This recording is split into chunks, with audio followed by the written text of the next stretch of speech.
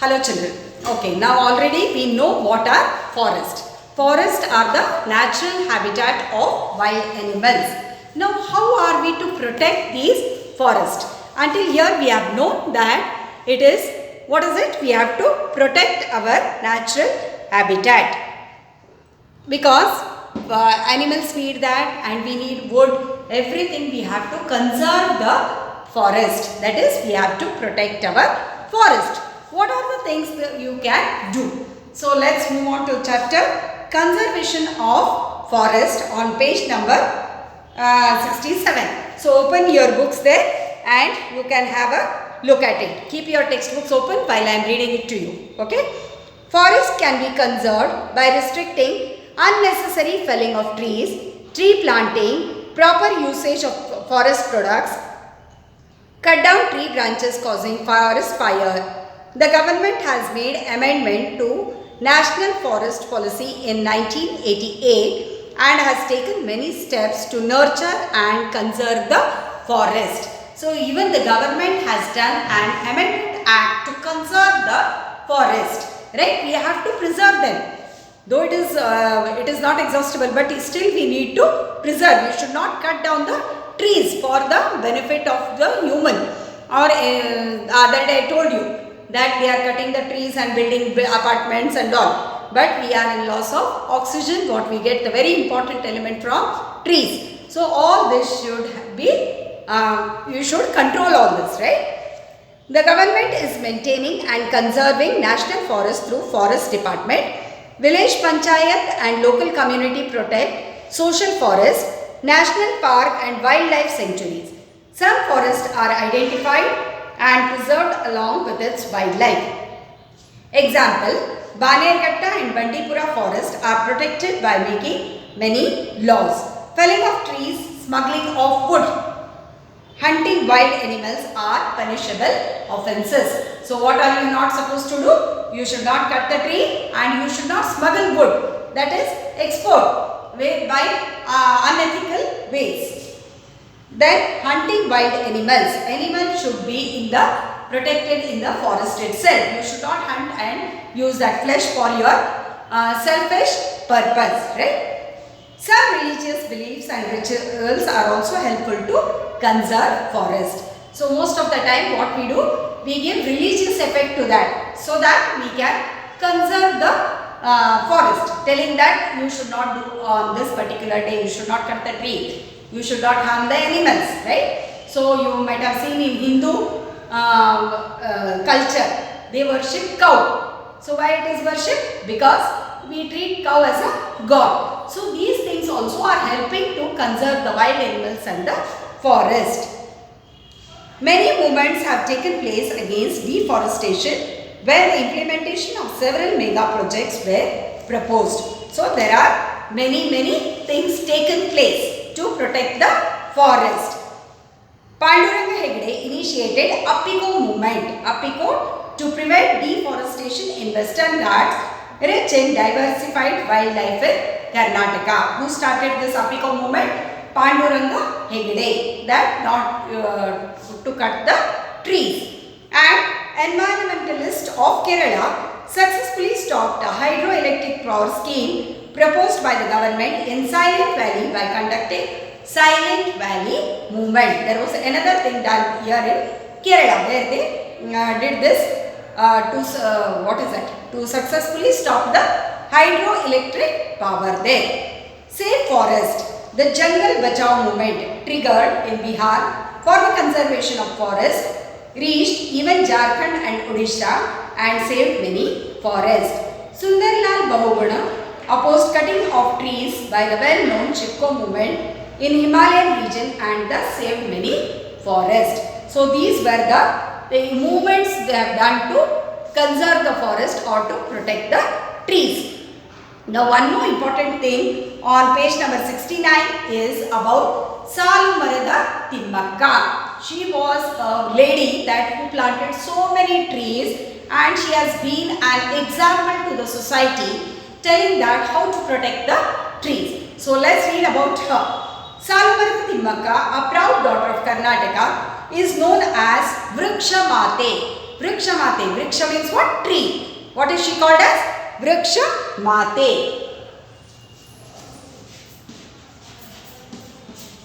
Vriksha Mate. Mate means what? Mother.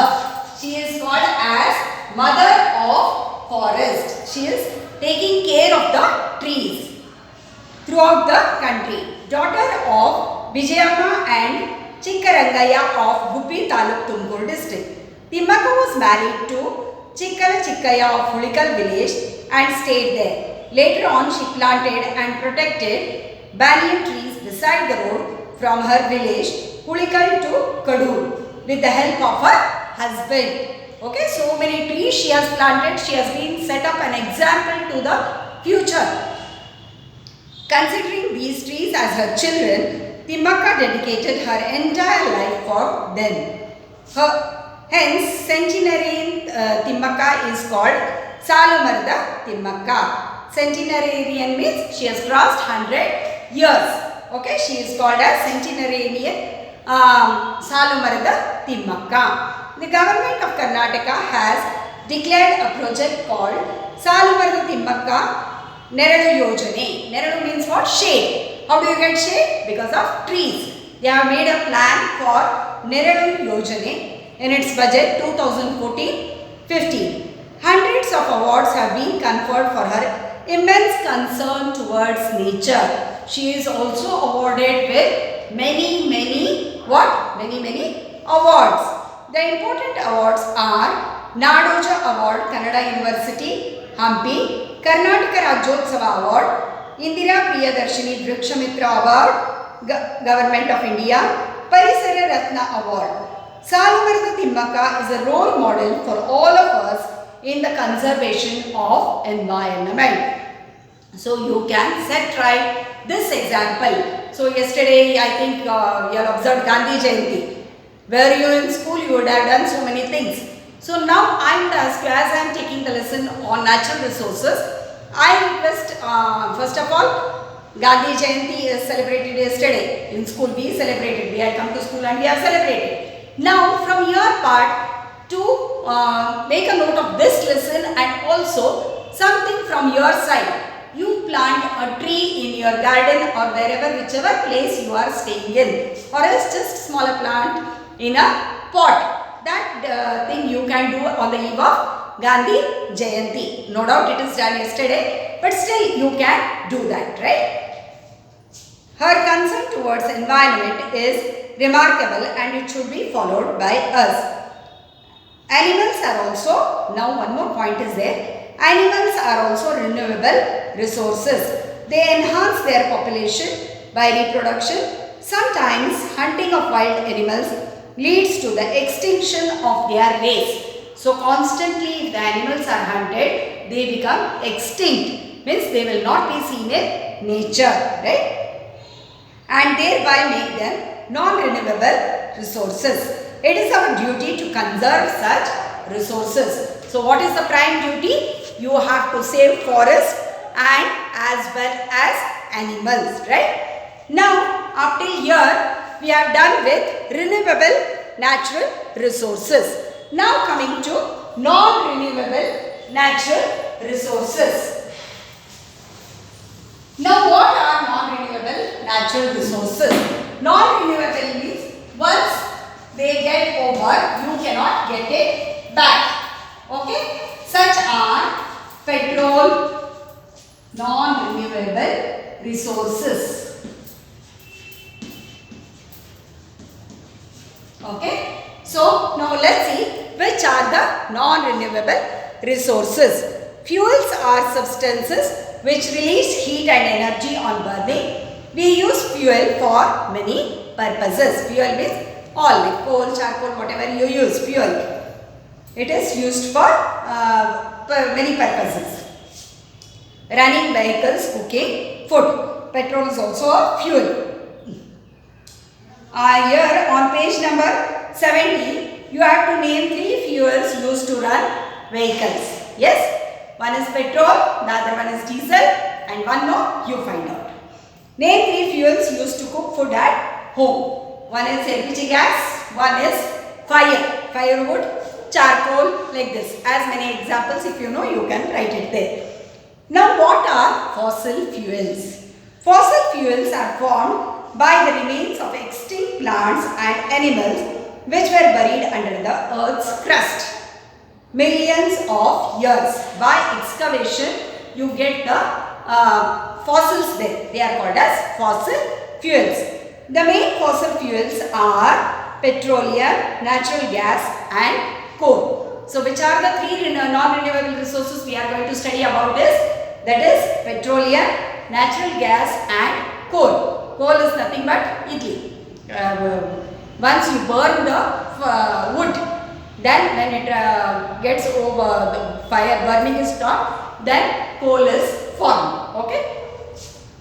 Petrol, diesel, kerosene, wax, etc.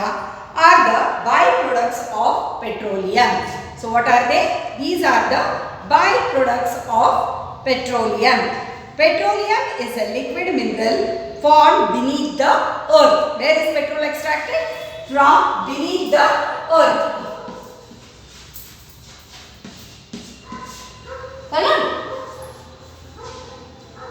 It is formed by the action of bacteria, heat and pressure on dead organisms buried under the layers of the rocks.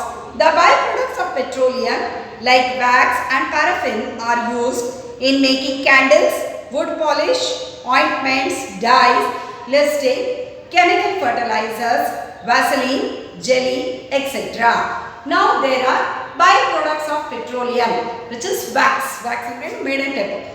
So these all things are used to make Vaseline and what is that, lipstick, dyes, ointments. The product used here is the byproduct of petroleum. Now coming to the next one, that is natural gas. Natural gas is found with petroleum in petroleum wells. Compressed natural gas is used as an alternative fuel to petrol and diesel to run vehicles. So what is the fuel used there? Diesel and petrol to run the vehicles. Actually, this lesson can be taught in a more detailed manner, but for your standard, you can just remember that. If I give more information, you will get more confused. So, I think what your text is carrying you, you get that much information. Or else I may not finish with this chapter. This is the third video I am doing on this chapter. But still there are so many things to be told to you. You will study this in your higher classes. Okay. You have seen the use of cooking gas at home. What is cooking gas? Gas cylinder. This is called liquefied petroleum gas. LPG. What is it called as? Liquefied petroleum gas. It is called as LPG. It is obtained by refining petroleum or moist natural gas. Okay. Now coming to the last example of a non-renewable resource, that is coal. Coal andrena idli.